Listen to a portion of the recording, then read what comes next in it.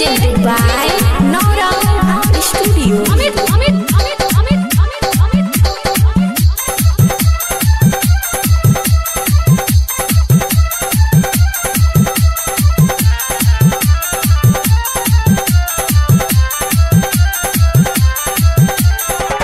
डाली दिहला रंग चटका एही होलिये में, डाली दिहला रंग चटकार एही होलिये में।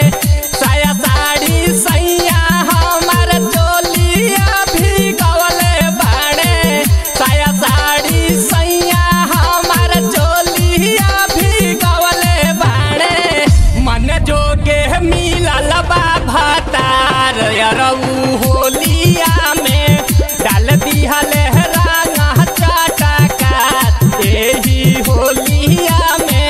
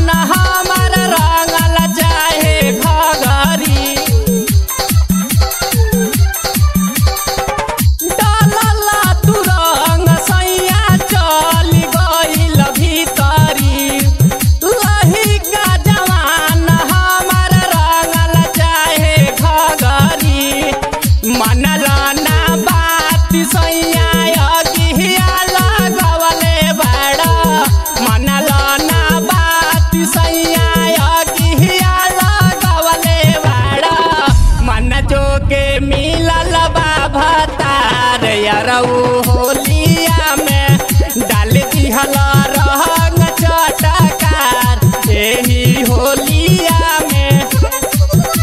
Music by Rambo Ram.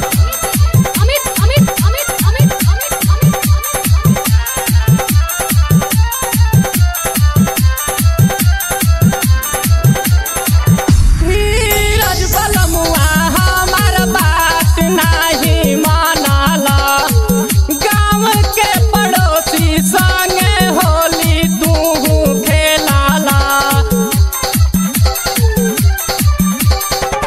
Dheeraj बलमुआ हमार बात नाही मानला, गाँव के पड़ोसी संगे होली तू खेलाला।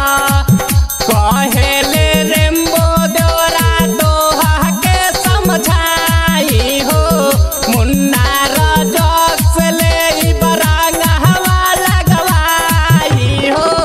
मीठा मीठा बाटे खाली बात सैया होलिया में, डाल दिहला रंग चटकार एही होलिया में।